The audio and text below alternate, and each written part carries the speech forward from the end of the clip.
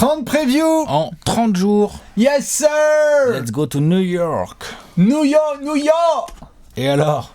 I got 100,000 a beer and I'm from New York.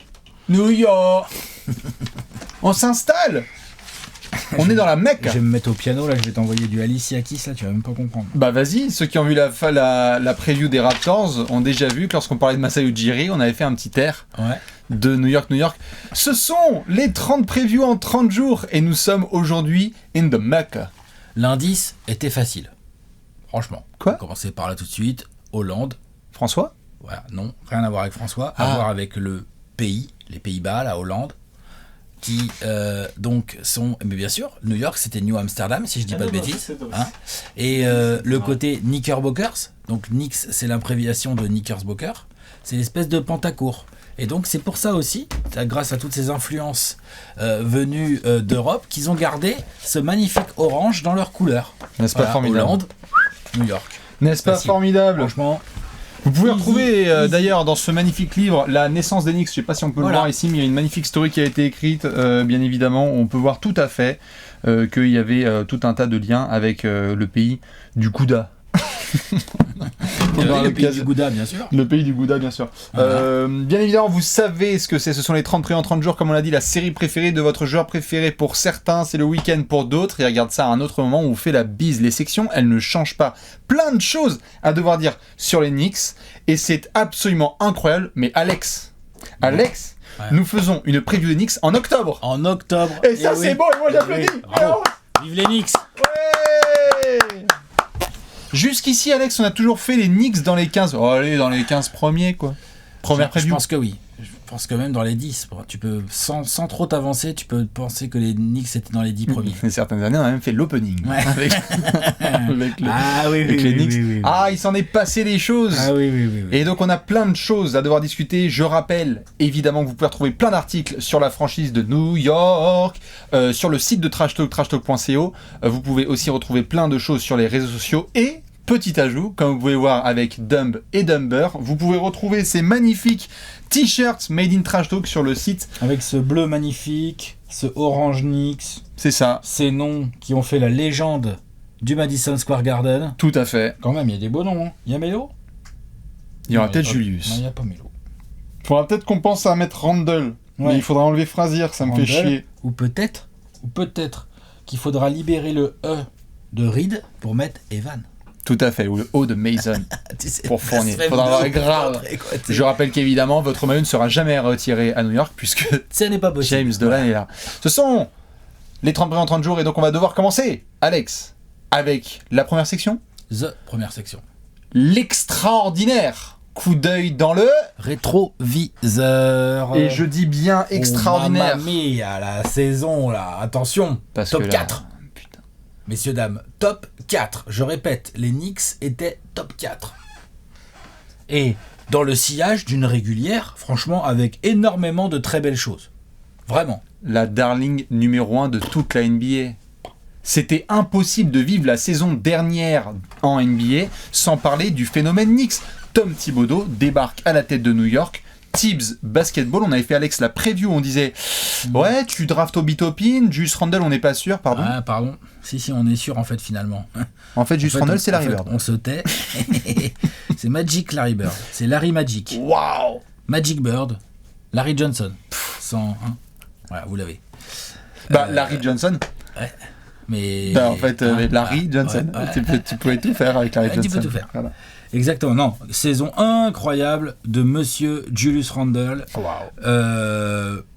À la passe, à la création, au scoring. Quand ça rentre pas, il prend tellement de rebonds et il arrive à peser en fin de match. Le moteur offensif de son équipe, le moteur offensif numéro 1. Et heureusement qu'il était là parce que on va reparler de l'attaque d'Enix. Il y a quand même eu quelques couacs. C'est le retour de Tom Thibodeau en NBA. Voilà, notamment quand il était trouvé face à des plumes de pigeons en play-off. Il y a des petits soucis d'attaque. Mais ça, on va en reparler. Les progrès d'RJ Barrett. Bien. Il n'est pas si mauvais en fait.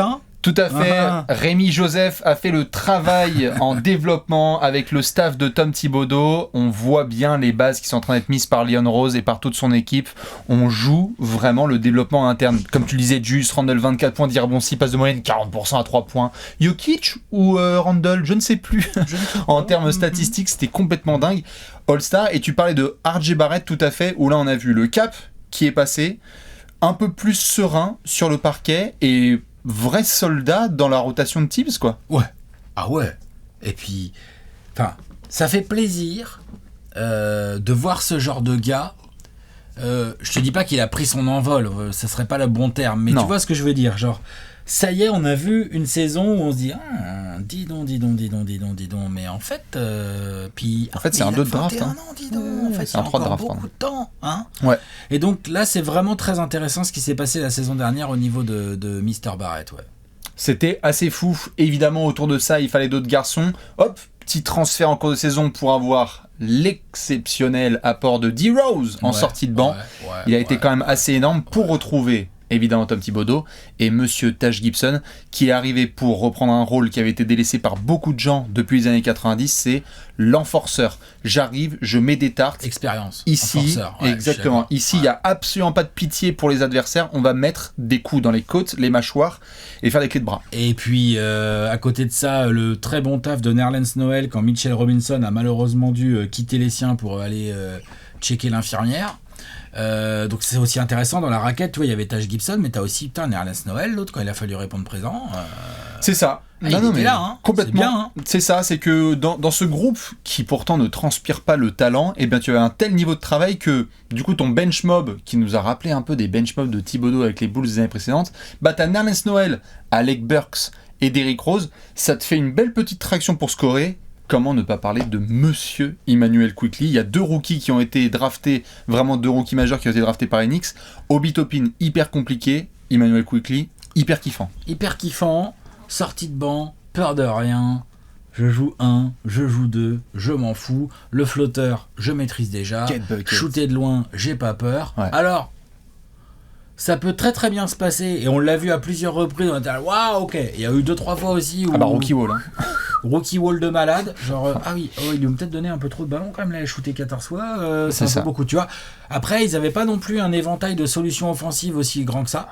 Ils se sont vraiment, arc-boutés autour d'une grosse défense, de beaucoup d'énergie, de rebond, du hustle, du Thibodeau basketball. Mais complètement. Du Thibodeau basketball dans le texte, et qui s'est révélé vachement efficace, tout du moins en saison régulière. C'est ça, parce que tu es top 4. Alors certes, pour le côté français, on n'a pas pu avoir une bonne saison pour Frank Ntilikina, et d'ailleurs, on va le voir après dans une autre section. Ouais. On a eu le pari Mitchell Robinson, là aussi on va en parler dans une autre section, parce qu'il va falloir en discuter, mais on attendait beaucoup de Mitchell Robinson, et puis petit à petit, entre blessure et rotation, il a été un petit peu sorti de tout ça. Elfrid Payton, en gros, sur certains postes, notamment celui de meneur et celui de pivot, parfois ça tirait un peu la langue parce qu'on se disait on peut compter sur Taj, sur Julius, sur Derrick, sur certains fans comme Spike Lee qui sont en train de défoncer des bouteilles de Jack Daniels peut-être, mais ce qui est sûr c'est quoi, tu as vraiment eu la force du collectif pour avoir quand même une des meilleures défenses de toute la NBA, Tibbs qui revient en NBA avec une top 5 défense quand même avec les Knicks. Et puis top 5 défense et top 5, enfin je sais pas, il n'y a pas de stats, hein, mais top 5 hustle. Ah, top 5 kiffant ça. Ouais, top 5 je me défonce, quoi. Top 5 je sue pour le maillot, quoi. Hein, et qu'est-ce qu'il a, James Dolan là? Il est pas content, qu'est-ce qu'il a? Je crois que c'est Ben Simmons qui prépare ses lancers francs. C'est le petit déj de James Dolan, bref. C'est ça. Non, franchement, kiffance, hustle, défense. Ça a montré des grosses limites au premier tour de play-off. C'est un peu le côté triste. Ça va, hein. Les Knicks sont arrivés en play-off, la saison, elle était faite. T'as l'avantage du terrain. Commencez pas à me dire, ouais, frustration, déception. Non. Déception de s'être fait fumer de la sorte au premier tour de play-off. Ça, oui. Tu te fais défoncer par Trae Young. Et pas cœur. Ça, alors. Pas cœur. Tu te fais défoncer par Trae Young. Au premier match. Ça, sur toute la série. Ouais. Ça arrive. Et après, évidemment, collectivement, les Knicks, qui ont quand même la pace la plus basse de toute la NBA sur la saison précédente, se retrouvent dans un jeu offensif trop facile à prévoir, assez prémédité. Et donc, du coup, tous les John Collins, DeAndre Hunter et compagnie font le travail. Ils sur Randle. Et du coup, la étouffer Julius. En fait...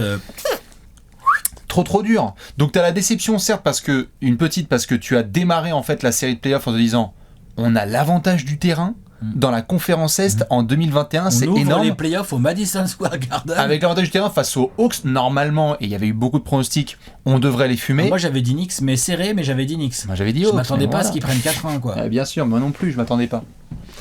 Mais bon. Et c'est vrai que ça a été un peu rapide. Ils ont pris cher. C'est ça. Mais tu sors quand même de cette saison un peu la tête baissée, mais en te disant putain, on a fait vraiment une saison exceptionnelle. On a vraiment montré que c'est pas juste une petite histoire là de quelques mois. Il y a un vrai projet. Beaucoup de gens qui ont parlé, de joueurs qui ont parlé autour de cette saison, de discussions qu'ils avaient avec les anciens, Derrick, Taj Gibson, Thibodeau, qui disaient il y a vraiment un truc qui est en train de se construire. Et ça a fait son effet sur certains joueurs. Ouais, ça a vraiment marché. Et ça, voilà, il y a, comme on vient de le dire, il y a de la frustration sur ce premier tour de play-off, mais en même temps, c'est de la frustration qui donne de l'espoir. Où tu te dis, attends, ok, faut apprendre. Ok, c'est décevant. Ok, fait chier, mais le Madison Square Garden s'est remis à vibrer pour son équipe. Ça fait un petit moment quand même que c'était pas arrivé de manière sérieuse quand même. Bien sûr. Et puis, les piliers dont on a parlé, bon, hormis évidemment Taj Gibson, mais sinon les mecs sont pas bien vieux. Julius Randle, ça va. RJ Barrett, c'est encore un enfant. Emmanuel Quickley, on l'a dit, c'est un rookie. Enfin, tu vois. Donc, du coup, faut féliciter le taf de Leon Rose. Tout à fait. En tant que GM. Parce que c'était pas si simple. Et mine de rien, il a plutôt bien nettoyé. Il a tradé Porzingis, il a récupéré des contrats courts, des 1+1 ou des contrats de 2 ans maximum, avec lesquels il a su jongler pour débarquer là, dès la saison dernière avec un truc compétitif. Franchement, je respecte ça. C'est lui qui avait fait le. Je sais pas, je crois que c'était peut-être Scott Perry qui avait fait le trade. Ah, c'est peut-être Scott Perry, autant qui avait fait le trade de Porzingis. Mais en tout cas, oui, il a bien. C'est Scott Perry, t'as raison. Il a bien cimenté le travail de transition qu'il y avait à New York. Là-dessus, c'est clair et net. Et au lieu de rentrer dans les stéréotypes qu'on avait chaque saison de Photoshop, tout de suite il faut une star, bah en fait on s'est retrouvé, on a fait putain, en fait les décisions récemment prises par le management justement autour de Scott Perry et Leon Rose, c'est de la continuité, c'est solide, continuité, c'est pas mal. Ouais. On va voir justement ce qu'ils vont faire là sur le mois d'août avec notamment une free agency. Normalement le stéréotype c'est ça dépense des blindes sur des joueurs qui n'ont rien prouvé. Bah écoute là, va falloir étudier le marché de l'été de l'ami Léon, mais il y a eu des blindes de dépenser, mais on va voir sur qui. Exactement. Et sur ce, on va regarder ça tout de suite dans le marché de l'été. Le gros tableau. Le big tableau. Avec beaucoup de prolongations. Eh ouais, tu vois, il y a mis des blindes. Julius Randle, Kishta. 117 millions, 4 ans.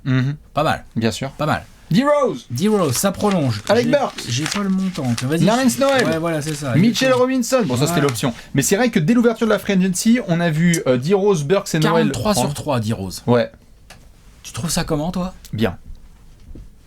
C'est ton leader de banc, t'as sûr. Par an, tu trouves ça bien, ouais. Bah, je trouve ça bien. Non, mais attends, vraiment, c'est une vraie question, genre en mode ouvert. Et bah, je vais te dire, normalement, D-Rose, après une saison comme ça, il aurait payé 22 millions si c'était l'ancien régime des Knicks. Et je trouve que c'est honnête d'avoir un mec en sortie de banc qui assure et qui montre aux jeunes comment ça se passe. Nerlens Noel, 32 sur 3.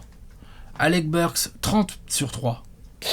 C'est assez propre, hein. Tout à fait. Ils ont dépensé, pour certains, c'est un peu cher, mais au total, c'est un peu cher, mais tu ne payes pas la continuité 2 centimes 50.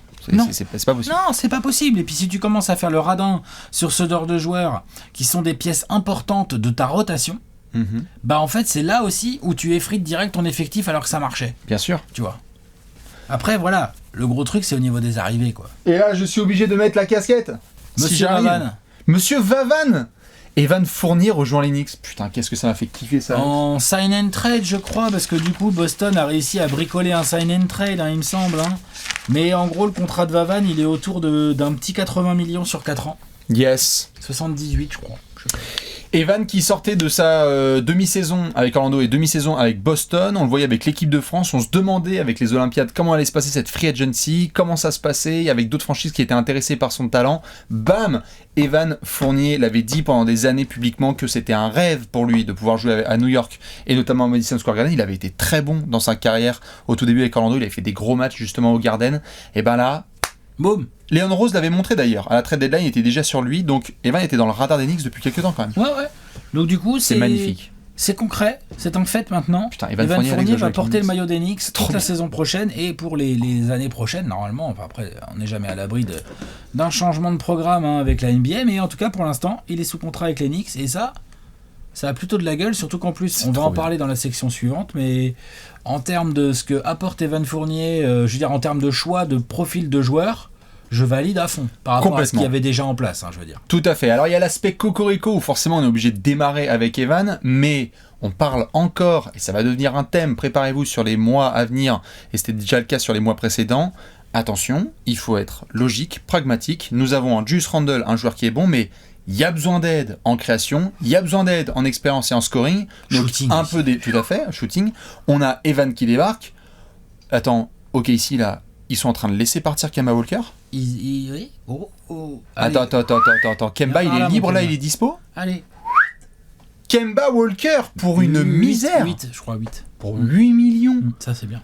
Puisqu'il prend tout son salaire avec le Thunder dans le cadre d'un buyout. Ouais, et là, il il est un peu dans le cadre, on en a parlé dans la preview Thunder, mais enfin, il a pris un gros chèque, l'ami Kemba.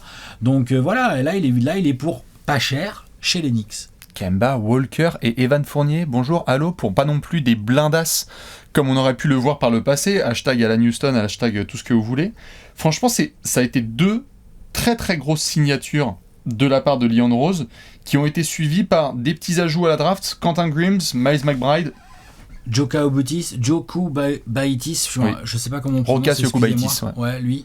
Voilà, Quentin Grimes, c'est un slasher, c'est un bon scoreur, c'est un arrière, je dirais, ou peut être jouer 3.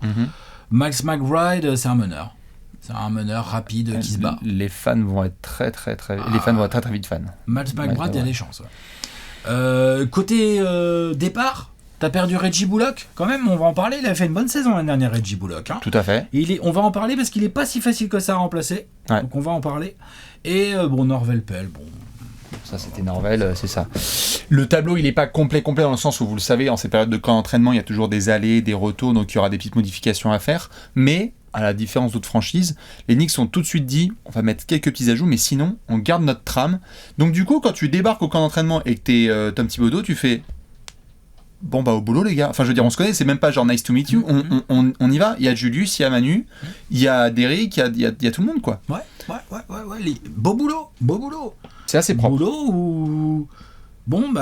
t'es Leon Rose, à 3 semaines, là il y a les camps d'entraînement, les Media Days qui sont passés, puis il y a les camps d'entraînement qui vont commencer avec les matchs de pré-saison. Tu t'assois dans le gymnase et tu regardes Thibodeau commencer à parler aux joueurs et tout, tu dis il y a de quoi bosser le gars. Complètement. Il a vraiment mis de quoi... de quoi bosser. Tout à fait. Il a vraiment mis les outils dans les mains, juste avant qu'on fasse notamment le taf avec l'ami Tips pour parler des garçons qui vont être à l'entre-deux.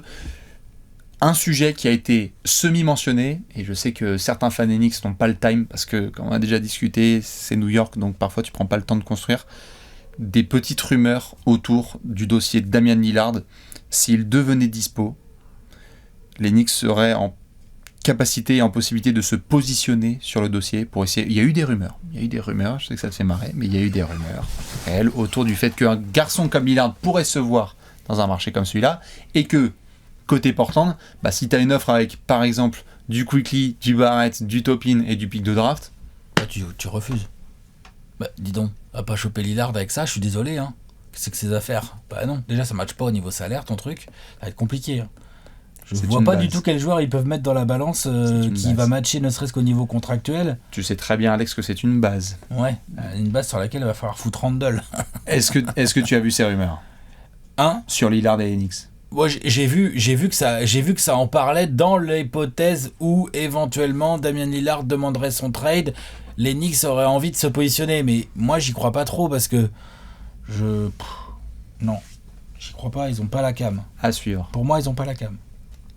À suivre dans tous les cas sur le marché de l'été global, des bonnes décisions qu'on a bien aimées, et rares sont les franchises qui sont capables de pouvoir dire on était top 4 de notre conférence. On reprend le même crew et on y retourne en ajoutant des petites modifications qui font écho à ce dont on avait besoin, quoi. Ouais.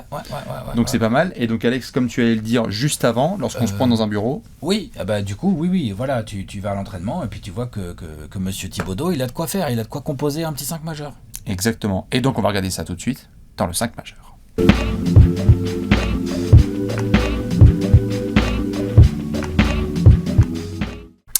Le 5 majeur. Tout à fait, avec un meneur, un arrière, un ailier fort et un pivot. Attention, si tu défends pas, tu finis à Rikers Island. Pardon, excusez-moi. Dans cette section, le 5 majeur, vous savez ce qu'il faut faire. Regardez des VHS de D2 Slovaque avec Tom Thibodeau et surtout répondre à cette question, la première. Y a-t-il des verrous dans le 5 majeur des Knicks, Alex et les gens? Qui sont les verrous? J'en ai 4. Ouais, moi aussi. Je pense que c'est les mêmes. À la main. Kemba Walker. En arrière. Vavan. Ou RJ, c'est ça. Hein? Ou RJ, enfin. Ouais, RJ. Oui, voilà. Enfin, sur les postes 2 et 3, t'as Evan Fournier, RJ Barrett. Et en 4, Julius Randle. La question se pose vraiment sur le poste 5. Voilà, il y a plusieurs éléments. Déjà, Mitchell Robinson, dans quel état physique il est exactement? Tout à fait. Déjà. Ensuite, dans quel état contractuel il va être bientôt? Parce que lui, si je dis pas de conneries, ça va falloir commencer à en parler, non? Ouais, il y a eu une team option qui a été validée notamment sur Monsieur Mitchell Robinson. Son contrat rookie, quoi. C'est ça, parce que littéralement, il faudra qu'on se donne rendez-vous la semaine prochaine. Je crois qu'en plus, c'est un second tour de draft, je crois, Mitchell Robinson. Il faudra que je vérifie. Mais donc, les contrats sont différents. Tu sais, quand on est second tour de draft, t'as la Brogdon, etc. D'ailleurs, pour la stat, certaines personnes l'ont vu. On avait écrit dessus chez Trash Talk. Je crois qu'il faut remonter à 1999. Second tour de draft, ouais. C'est ça. Il faut remonter à 1999, la dernière fois qu'on a vu les Knicks prolonger un joueur qui était sous son contrat rookie. On avait écrit un dossier dessus, j'avais écrit dessus. C'est incroyable. Les mecs draft ne prolongent jamais, ne gardent pas leur rookie. Aucun rookie des Knicks n'a été prolongé. Vous pouvez partir de David Lee à qui vous voulez, Landry Fields, à Gallinari, etc. Donc peut-être que RJ Barrett sera un jour prolongé. Peut-être que Mitchell Robinson sera prolongé. On en reparlera, pardon. La bataille, elle est entre Nerlens Noel, Mitchell Robinson, Taj Gibson et c'est tout. Oh, Taj Gibson, pour moi, n'est pas dans la bataille pour être titulaire. Ah, bon, non. Non, pour moi, Mitchell Robinson tient la pôle, et si c'est pas lui, ça sera Noël. Mais je pense que ce sera Mitchell Robinson, perso. Je suis d'accord. Voilà, et Taj Gibson, pour moi, est un remplaçant, et c'est très bien, et c'est exactement là où il doit être. Je suis d'accord, la saison dernière, Mitchell Robinson n'a joué que 31 matchs, il était titulaire 29 matchs. Et c'était déjà Tom Thibodeau qui était là. Ouais. Donc t'as le sentiment que si ça revient bien et qu'il est sur ses deux jambes, ouais, et puis il est athlétique, il colle bien avec Julius Randle, il est contreur athlétique, il a des progrès à faire, mais justement c'est ça qui était frustrant l'année dernière, c'est qu'il commençait à en montrer des vrais progrès intéressants, et du coup il a été un peu coupé dans son élan. C'est ça. Donc ouais. Donc si besoin, tu peux avoir les services de Monsieur Nerlens Noel en backup, mais on va surtout compter sur Mitchell Robinson parce que, comme tu le dis, il y a cette situation contractuelle. Est-ce que c'est le pivot du futur chez Knicks? On en parlait depuis ses débuts du fait qu'il a un gros potentiel.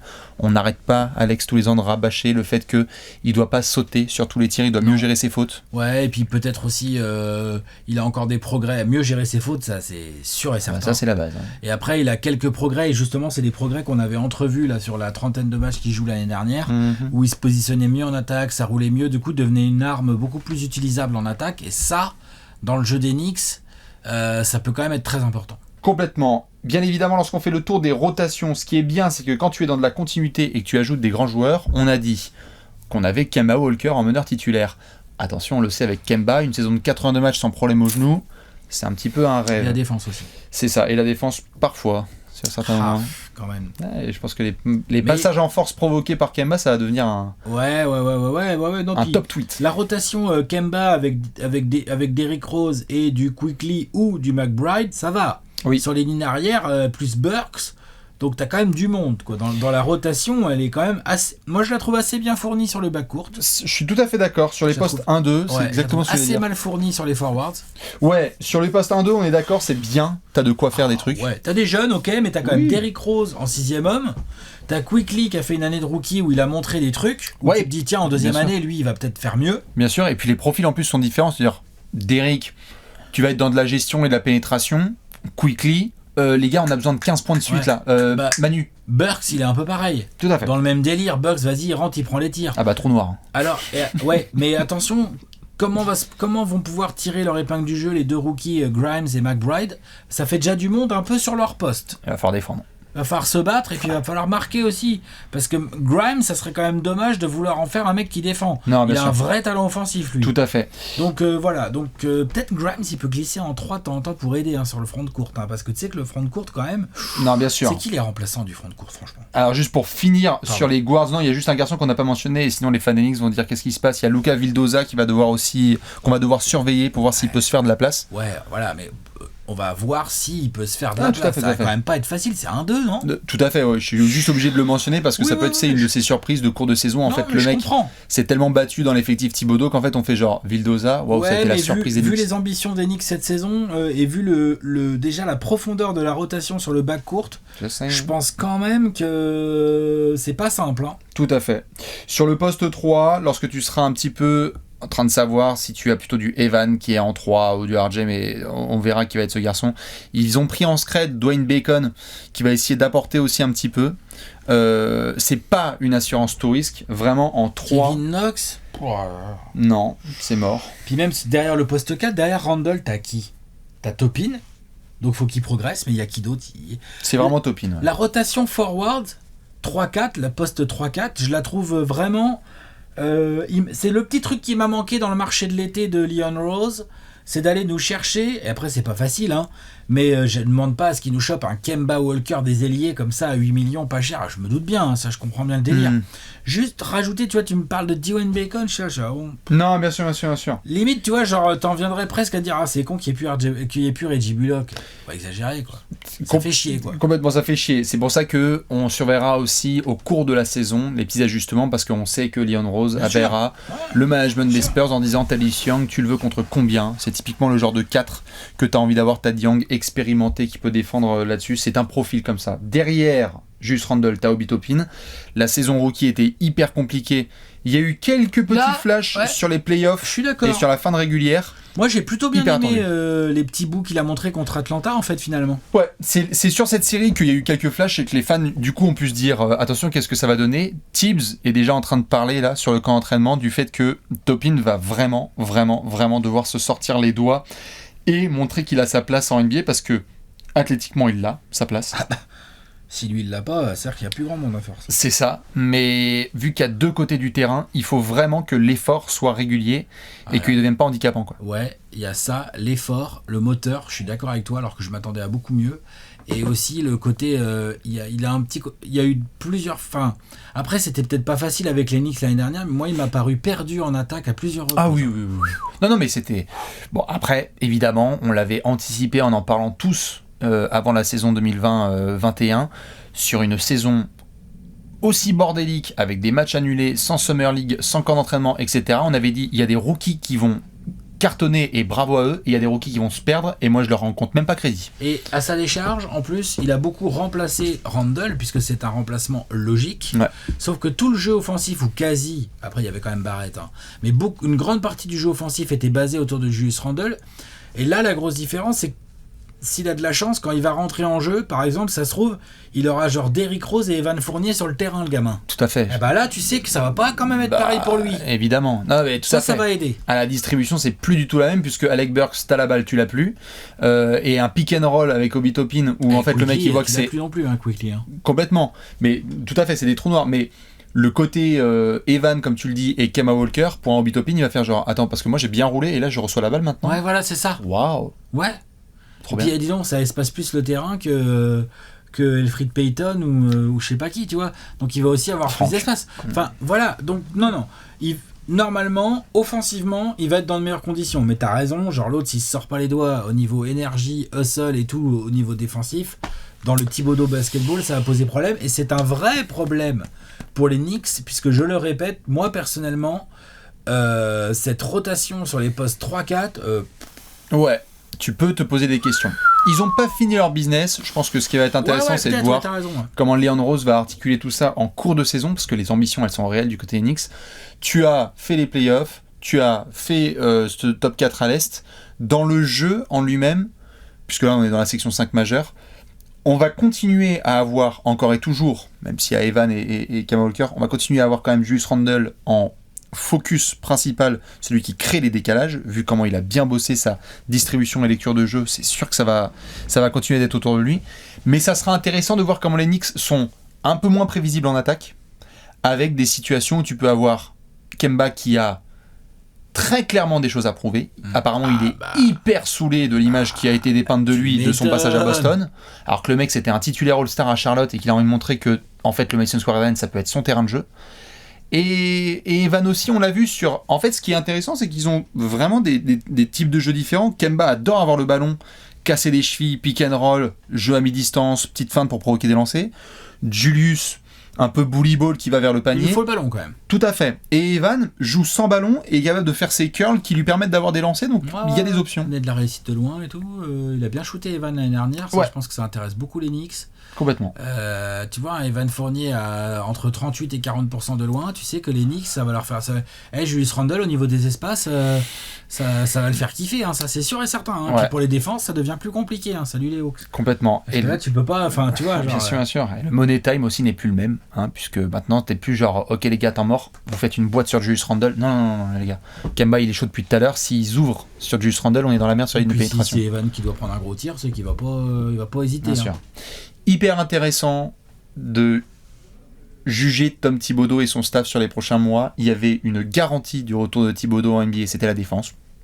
1 et 1 font 2, Tom Thibodeau défend comme un malade avec ses équipes. Il a été souvent critiqué avec les Bulls ou avec les Wolves sur son attaque et sur sa capacité à s'ajuster. Année 2, année 3, année 3, etc. Tout à fait. Et donc là, ça va être vachement intéressant de voir comment Tibbs dit, je sais très bien qu'on parle comme ça de moi et de mes équipes, mais là, si tu veux aller taper le haut de l'Est, il faut que tu aies une attaque qui soit aussi forte que le reste. Tu peux plus, genre, respect aux Hawks. Hein. Les plans défensifs étaient malins. Une masterclass. Mais c'est pas non plus une elite defense, quoi. Atlanta ? Non. Si. Non, t'as Trae Young sur lequel tu peux attaquer. T'as parfois des joueurs comme Bogdanovic ou des gens comme ça. On fera la preview des Hawks. Top elite défense. Ouais. Non, mais mais il a de quoi taffer, l'ami Tibbs. Il a de quoi taffer. Bien évidemment, dites-nous ce que vous voyez dans ce 5 majeur des Knicks. Oh là, ça va être excitant. Tous les soirs, à partir du 1h du mat, au Madison Square Garden avec Vavan et compagnie. On a une grosse question à se poser. La pregunta. J'espère que vous êtes prêts parce qu'on va regarder ça tout de suite dans la question de la mort.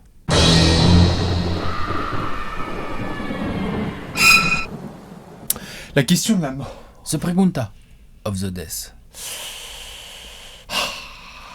Il y a une grosse question à se poser chez les Knicks. Qu'est-ce qu'on a comme question chez les Knicks ? Est-ce que Trae Young est indéfendable ? Pardon. Comment attaquer sur DeAndre Hunter ? Je me permets, je fais ça. La question de la mort. Comment avoir un aussi bon coach que Mike Milan ? Faut-il bow down lorsqu'on met un shoot de 8 mètres ? La question de la mort pour les Knicks cette saison, Alex. Restons sérieux.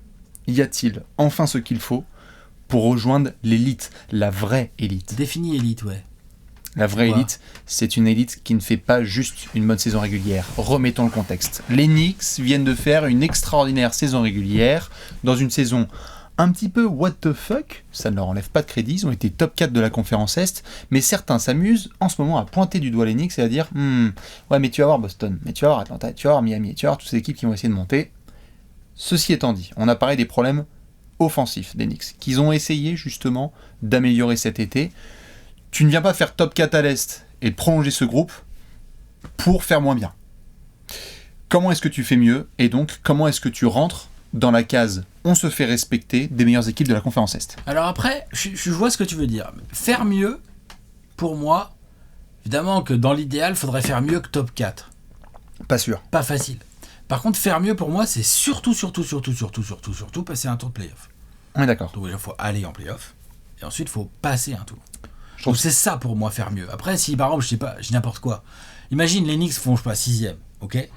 D'accord ? Et au premier tour de play-off, ils jouent Atlanta. Les Sixers.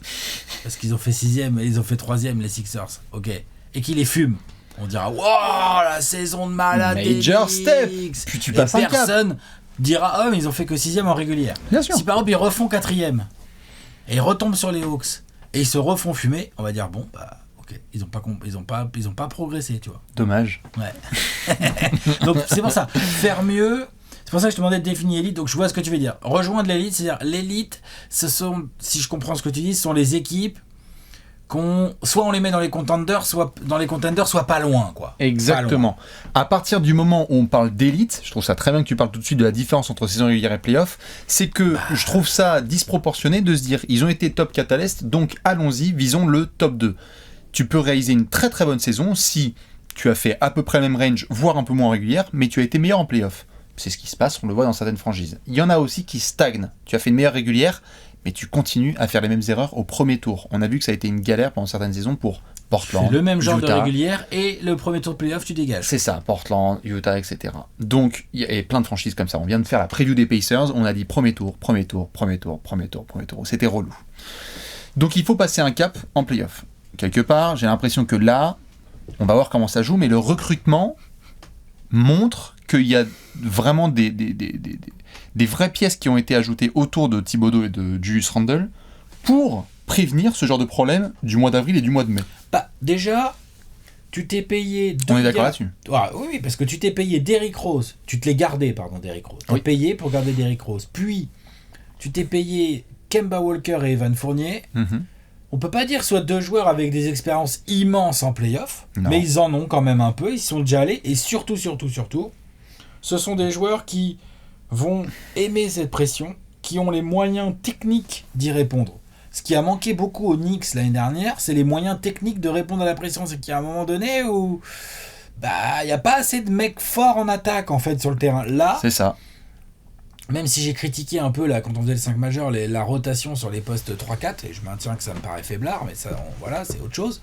Mais par contre, au moins, sur le backcourt, là, tu t'es payé des gars, genre, Kemba Walker, il a été All-Star, Evan Fournier, il sort encore d'une saison entre 18 et 20 points, et il a bien shooté de loin, et enfin, tu vois, genre, du coup, c'est intéressant, et ce sont de vrais upgrades par rapport à ce que tu avais l'année dernière. Complètement.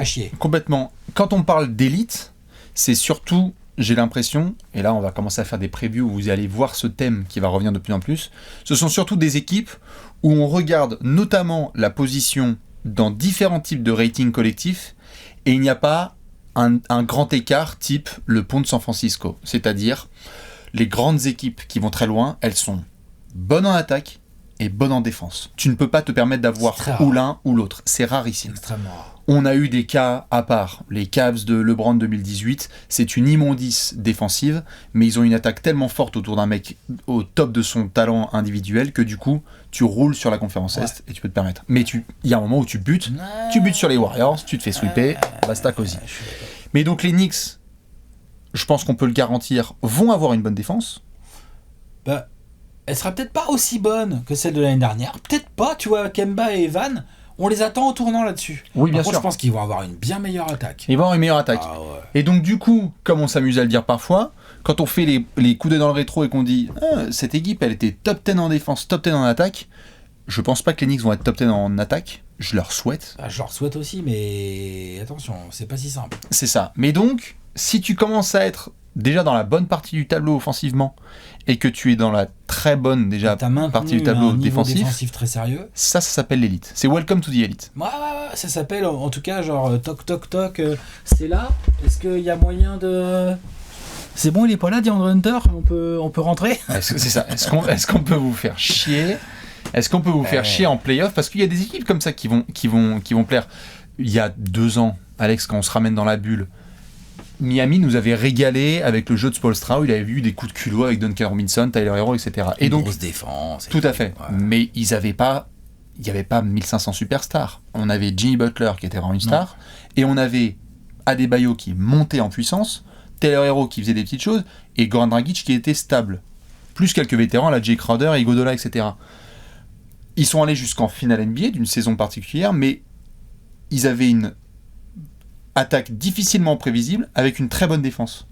C'est un peu un modèle que les Knicks peuvent essayer de suivre. No disrespect envers Pat Riley, parce que je sais que quand on dit les Knicks qui suivent un modèle du Heat, parfois ça peut en faire chatouiller certains. Mais tu vois, peut-être qu'on a une équipe là qui va trouver autour de sa star des éléments qui te permettent d'être un peu moins flippé quand tu arrives le 16 avril. Ouais, c'est ça le truc aussi. Exactement. Parce que c'est ça aussi qu'on a senti dans le premier tour l'année dernière. C'est que on peut critiquer d'ailleurs le coaching de Thibodeau sur le premier tour, mais on peut aussi dire que qu'est-ce qu'il avait aussi comme arme. Et que du coup, ça a mis du stress sur cette équipe-là, ce stress sera réparti sur des mecs qui ont beaucoup plus les moyens de l'assumer. Et ça peut t'aider. Je suis d'accord. Encore faut-il retourner en play-off avec le bon classement qu'il faut. On sait que les saisons régulières, elles sont longues et tout. Le banc va devoir être efficace. Après, il y a plein d'autres paramètres. Mais dans l'absolu, est-ce qu'ils ont enfin ce qu'il faut pour rejoindre l'élite ? Je dirais presque. Eh bien, j'aime beaucoup cette perche qui est tendue. Voilà. Parce je dirais que pas oui. Franchement, je dirais pas oui. Je vois. Et si je dis non, j'aurai des problèmes. Je te propose, je te propose, et je propose aux gens qui sont en train de faire la vaisselle de faire un petit peu les cases cochées. Je te mets des éléments sous les yeux et tu me dis si tu coches ou pas. Défense. Oui, normalement. Oui, normalement, je coche. Ouais. Mais dans quel état physique il est exactement, Mitchell Robinson, et comment le duo Kemba-Evan va défendre. Enfin, il y a des questions quand même. Ouais, d'accord. Moi, je coche défense. Je me dis, vraiment, ils ont les éléments qu'il faut, etc. Okay. Coaching. Moi, je coche. Ouais, je coche aussi. Mais je coche... Avec confirmation, mais je coche. Je coche quand même. Non, je coche. Merde. En fait. Ouais, Thibodeau, on coche quand même. Ouais, je coche. Profondeur, banc. Non, je coche pas, moi. Moi, je coche pas, hein. C'est trop faible dans les ailes. Je suis désolé. Hein. Tu risques d'être obligé de faire jouer des mecs en 3, voire en 4, dont c'est pas le poste. Et tu dépends beaucoup de la deuxième saison d'Obi Toppin. Je suis d'accord. C'est moi, je coche pas, moi. Complètement. Je suis d'accord. C'est pour ça que je mets notamment les différents éléments. C'est pas parce que c'est la recette typique d'une équipe qui va viser l'élite, mais quand tu veux être élite, il faut que tu coches ces cases-là. Donc, par rapport au banc.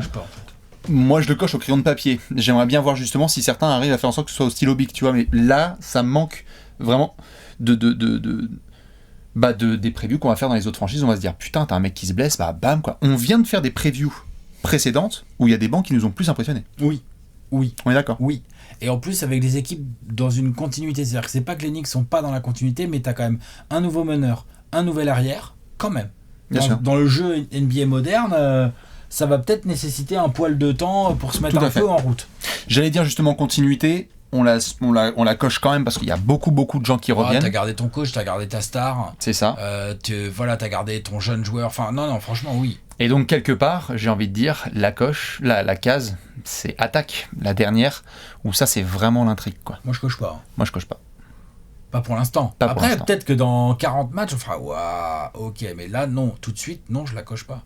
C'est pas une attaque, sur le papier, tu n'as pas une attaque élite. T'as une bonne attaque. Je suis d'accord. T'as une attaque qui peut mettre pas mal de points certains soirs, et t'as une attaque qui peut être en galère d'autres soirs. Je suis d'accord.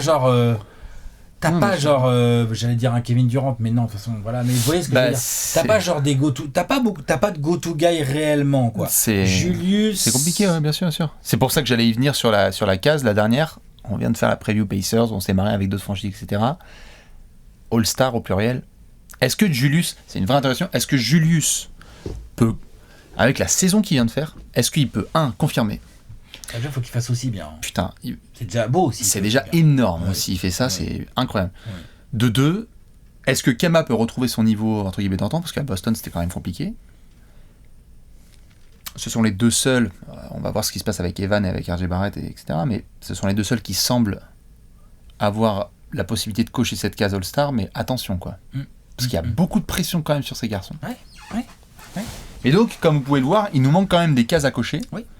Mais il y en a déjà qui commencent à être cochés un peu plus. D'où le presque. Je suis d'accord. Dites-nous ce que vous pensez de cette question de la mort sur les Knicks qui rejoignent ou pas l'élite. Est-ce que c'est de la saison régulière ? Est-ce que c'est des playoffs, pardon ?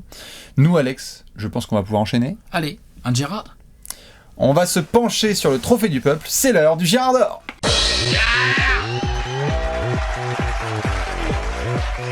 Le Gérard d'or, le Gérard d'or. Alex, backflip.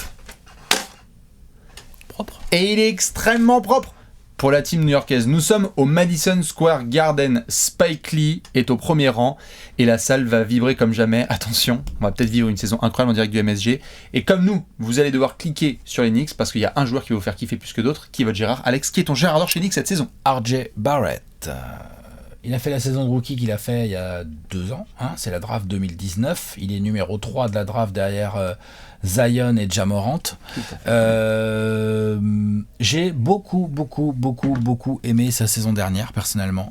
Je trouve que les progrès qu'il a montrés sont vraiment hyper intéressants. je vais revenir sur son talent offensif juste après, mais putain, c'est pas bien en défense. Il a été un des gros contributeurs qu'on n'avait pas forcément vu venir, qui a pris ses responsabilités, il a du talent, il est drafté haut et tout, mais il rechigne pas à la tâche, quoi. Lui, il a adhéré direct au Thibodeau Basketball. Alors ça. Il a fait trop bien, vas-y, je vais me donner. Et du coup, Thibodeau, alors là, tu peux jouer 44 minutes. Ah, t'es jeune, toi. Enfin, tu vois, alors voilà. Donc vraiment, j'ai beaucoup aimé. Et puis de l'autre côté du terrain, je veux dire, il est passé à 17-18 points. Il rentre 40% de ses 3 points. Sa petite papade gauche, là, ça commence à trouver les bons angles sur les drives. Ça commence à être compliqué de l'empêcher d'aller au cercle. Pour les arrières ailiers, tu vois, il a un gabarit, il a un style assez chaloupé. Il est très puissant, RJ Barrett. En fait, quand tu le vois jouer et tu vois les bébés qu'on lui envoie dessus, il en a rien à faire. Il rentre des tirs, il est quasiment à 6 rebonds par match. Il fait un peu de passe d'ess. J'ai beaucoup aimé cette saison. Tu me demandais si Julius Randle maintient son niveau de l'année dernière, il va être All-Star. Franchement, moi je dis que RJ Barrett peut, dans le futur, devenir le deuxième All-Star des Knicks. Peut-être pas dès la saison prochaine, mais il peut. Il peut. Qu'est-ce qu'on fait si les Knicks sont encore top 4 et qu'RJ Barrett, il est à 22 points par match et qu'il défend comme ça, là ? Bah pourquoi pas ? Et pourquoi pas ? Il a du talent. Ah bah ça. Il est fort. Bah, de toute façon, depuis sa draft. J'aime beaucoup. Il est très très fort. Le problème pour lui, c'est que je pense qu'il va être obligé de jouer beaucoup en 3, et moi je le préfère en 2. Et donc de défendre sur des 3, voire de temps en temps de sculptiner des... Evan, c'est quand même plus aussi un 2. Enfin, ils sont tous les deux plus 2 qui peuvent jouer un peu 3. Je les définirais comme ça. Et donc moi, si tu me mets coach, je préfère laisser Evan dans son poste de 2 et avoir RJ Barrett que je pense un peu plus mastoc, un peu plus peut-être mastoc. Et encore, ça se trouve, Evan ne serait pas content que je dise ça, mais je pense un peu, tu vois. Et donc, c'est lui que je lisserais plus en 3. Et comme je l'ai dit là tout à l'heure, ces histoires de rotation forwards et tout, j'espère que ça va pas trop le faire utiliser contre nature. Moi, ce que j'aime beaucoup, c'est voir RJ Barrett balle en main sur la papade gauche et vas-y, on y va. N1 Voilà. Le Canada. Très fort. J'aime beaucoup. Jamal Murray ne joue pas cette saison. Est-ce que RJ Barrett serait le meilleur Canadien Il y a Shai Gilgeous quand même, non ? Il y a Shai Gilgeous qui est là. C'est un Canadien, lui, non ? Tout à fait. Ouais, bah tu vois, quand même, il est... Après, mais bien sûr, mais tu parles Attends, un peu si RJ Barrett, il commence à faire des saisons meilleures que celles que Shai Gilgeous, là, on va remettre... La question de la mort. On va cut mon extrait Gérard d'Or. Hein. C'est ça. La question de la mort. Pendant qu'Andrew Wiggins essaiera d'être dans le top 5. On va surveiller RJ Barrett. Je vais partir, évidemment, sur Monsieur Evan Fournier. Vavan ! Putain ! Quel plaisir, quel bonheur. Evan qui signe chez les Knicks. Mais quelle kiffance. On va avoir des matchs tôt avec Evan Fournier à New York. Cette phrase, elle est incroyable. Il avait parlé du fait qu'il voulait jouer avec les Knicks. C'est trop bien. Je suis trop content pour lui, pour son crew, pour sa carrière. En fait, quelque part, quand je regarde ce qui se passe pour Evan avec les Knicks, il débarque à New York au meilleur moment. Les Knicks sont sur une bonne phase. Et on n'a pas arrêté de demander dans la carrière d'Evan quand est-ce qu'il peut être dans une équipe compétitive. Putain, Evan va être dans une équipe compétitive. On peut mettre l'aspect compétitif. Tout à fait. On peut mettre ce qu'on veut comme plafond à l'aspect compétitif, mais je suis désolé. L'équipe la plus compétitive dans laquelle il a été, c'était les Nuggets où il était en bout de banc. C'était les Nuggets qui ont fait justement la saison avec Iguodala, Gallinari, etc. Sinon, à Orlando, on essayait de grappiller un match de play-off et de se faire plaisir avec Steve Clifford potentiellement. Là, Evan, il est selon moi dans le rôle parfait. C'est-à-dire, à Orlando, parfois, on comptait sur lui comme la deuxième option offensive. J'adore Evan, mais je le considère plus, à titre perso, comme le troisième joueur, voire quatrième joueur le plus important d'une équipe qui vise loin. Donc là, tu comptes sur un Kemba All-Star. Et donc je compte sur un gros Kemba, parce qu'il a des choses à rappeler et à prouver, un gros Julius. Et donc Evan, je trouve que c'est comme si c'était une sorte de fit parfait. On attend de lui de l'expérience, du scoring. Il a 28 piges, il est dans son prime. Certains ont vu le contrat et se sont dit « Oh, c'est beaucoup, on ne sait pas si Evan il peut contribuer dans une équipe qui est compétitive. » Comment ça, c'est beaucoup ? Certains, je termine le truc, ils disent, ce que j'ai lu pas mal de la part de certains observateurs américains, qui n'ont pas forcément le même suivi qu'on a, nous, avec l'œil français, c'est Evan, jusque-là, a mis des points dans une équipe qui n'allait pas très loin. Et donc du coup, une fois que tu sais, cette étiquette elle est collée, comme on fait nous parfois, certains se disent « Oh putain, attends, 18 millions la saison, pour un mec comme ça, on aurait peut-être dû responsabiliser Emmanuel Quickley, etc. » Moi je trouve que c'est vachement bien pour Evan, qu'en plus il s'est senti désiré par les Knicks, que les Knicks ont besoin de lui, ils vont avoir besoin. On ne sait pas comment va être le genou de Kemba Walker, on ne sait pas comment va être l'attaque. Evan, c'est simple, il y a entre 15 et 20 points qui peuvent tomber, il y a de l'adresse à 3 points qui doivent tomber, il y a de l'adresse à 3 points, il y a des lancers provoqués, et il a ça en fait qui à mon avis va faire kiffer les fans des Knicks, c'est que Evan, il va hurler, il va essayer justement de se défoncer sur des ballons. On le connaît, c'est un compétiteur le gars, et je trouve que d'être dans une équipe compétitive, je trouve ça vachement bien pour lui, pour sa carrière et pour ses skills. Hein, c'est pas une petite plateforme. Mais c'est pas une petite plateforme, et je kiffe tellement qu'un mec comme ça dise, tu sais quoi, on n'a pas eu non plus énormément de Français qui ont joué chez les Knicks dans l'histoire. Hein. Non. D'avoir un mec qui débarque comme ça dans son prime et qui dit, ouais j'y vais, il y a de la pression, mais j'adore ça, je la prends et je la bouffe, moi je surkiffe. Franchement, régale-nous. C'est le début, je pense, d'une aventure qui va être vraiment kiffante. Et please, quoi. Genre le dimanche soir à 19h, on va voir les Knicks d'Evan Fournier à la télé. C'est cool. Putain, c'est trop bien. Moi, je surkiffe ma race. Dites-nous qui vous avez évidemment en Gérard d'Or. Alex, on va devoir arriver au moment crucial. Va falloir pronostiquer. Va falloir balancer l'avenir. C'est l'heure du pronostic.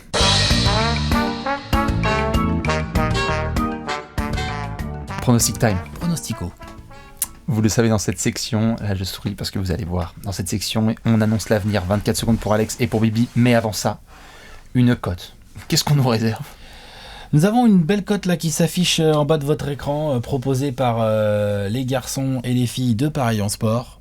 Il s'agit des Knicks qui vont en demi-finale de conférence minimum. Hein. S'ils vont en finale NBA, ça compte aussi. Hein. La cote, elle est à 4,8, elle est boostée 5,8.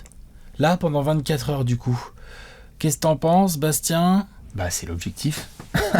Donc, j'ai envie de dire, si vous croyez en l'objectif des Knicks, c'est l'objectif, on est d'accord. Franchement, si t'es les Knicks, tu vises forcément de passer un tour de play-off. Déjà, retourner en play-off, et ensuite passer. Attention, parce que on l'a vu dans la conférence Est, sur les 2 dernières semaines, en fait... les bilans des équipes sont tels qu'en fait t'affrontes plus Boston et en fait t'affrontes les Bucks au premier tour. En plus, T'es saoulé. En plus, genre on peut demander à Miami, on va faire la preview, c'était genre putain on devait pas jouer Atlanta au premier tour. Non, on joue les Bucks qui sont 3e. Attends, on s'est fait sweeper. Donc on s'est fait sweeper, donc le pari est tombé à l'eau, mais je la trouve intéressante, surtout booster 24 heures, les Knicks, tu vises les demi-finales. Bien sûr, on rappelle, hein. Disclaimer. Si vous la sentez pas, vous la jouez pas, et si vous la sentez, vous jouez pas de l'argent que vous pouvez pas vous permettre de perdre. C'est ça. C'est simple, c'est efficace. C'est ça.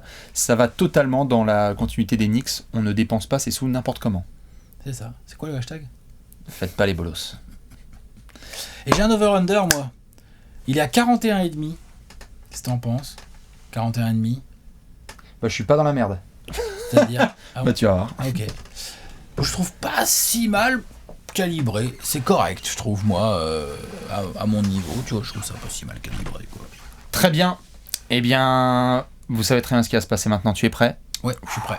24 secondes pour Alex, 24 secondes pour Bibi. Et donc, on va devoir tout de suite écouter Alex pour nous annoncer l'avenir. Attention, 3, 2, 1, Raymond Felton. J'ai mis 43 victoires aux Knicks cette saison. Ça me les met 7 ou 8. Je sais plus, il faut que je regarde mon classement. Je pense que ça va être un petit peu moins évident en défense. Je pense que les efforts vont toujours être là entre Thibodeau et les joueurs qui ont été recrutés. Il y a un peu plus de talent et d'expérience qui ont été ajoutés à l'effectif, c'est absolument indéniable. Mais on est sur la 2e saison, il faut confirmer. Ils vont être plus attendus aussi, ça va être moins la darling, ça va être on veut se faire les Knicks. Donc je pense qu'il va falloir un peu de mise en route. Donc je leur mets un petit peu plus de win que l'année dernière où ils en ont gagné 41. Là je leur en mets 43 mais sur 82. Et donc je pense qu'il y a des équipes qui ont foiré leur saison régulière dernière pour des raisons X ou Y dont on aura l'occasion de parler et qui vont faire mieux que les Knicks cette saison. Parfait. 46 secondes. Parfait. On espère que l'équipe de Thibodeau va attaquer en moins de secondes. Oh putain. Je vais essayer de faire aussi bien. Quoi, il te plaît pas mon prono ? 3, 2, 1, 48 victoires pour les Knicks qui restent top 4 de la conférence Est. Continuité, défense et des meilleures options en attaque. À partir du moment où tu sais que tu peux continuer à défendre comme ça et qu'il y a du développement en interne, Quickly, Topin, Barrett, tu peux faire encore mieux. Les Knicks ont fait ce bilan-là, certes en ayant de la chance sur certains aspects. Il y en a qui disent qu'ils ont des adversaires qui ont absolument mal shooté à 3 points, mais je suis désolé, ils ont toutes les bases qu'il faut pour attaquer dès le début de la saison, pied au plancher et vraiment faire une bonne régulière. Ils vont pouvoir compter sur un Madison Square Garden qui va être en feu. Attention, la MSG là toute la saison. Ah bah là. Alors là, ça va être une dinguerie totale. Et donc du coup, on verra pour les playoffs. Il y a beaucoup d'interrogations. Mais sur la régulière, ouais. 48 victoires, ça fait le taf. Ils sont top 4 de la conférence chez Bibi. Boum! Putain, un gros écart. Bah on va voir ça sur le gros tableau. Ouais. Le gros tableau! Oh, Boum. l'écart chez les Knicks! Wow. Alex, tu les as mis du coup 8ème? Ouais. Eh ben moi, ils sont top 4. Ouais. Bah écoute. Vous pouvez trancher en deux et les mettre top 6. Hein. En gros, toi, ça fait le play-in et moi, non. Je les ai mis derrière les Pacers. Certains vont me prendre pour un J'ai choisi le camp des Bob. Très bien. Eh bien, écoutez, dites-nous, vous, ce que vous pensez de cette preview des Knicks. Go, Knicks, go! On se retrouvera évidemment demain avec une nouvelle petite preview. Mais je vais surtout devoir vous faire des bisous et vous laisser avec l'indice d'Alex. L'indice, c'est Cresserelle. Cresserelle. Ouais, Cresserelle.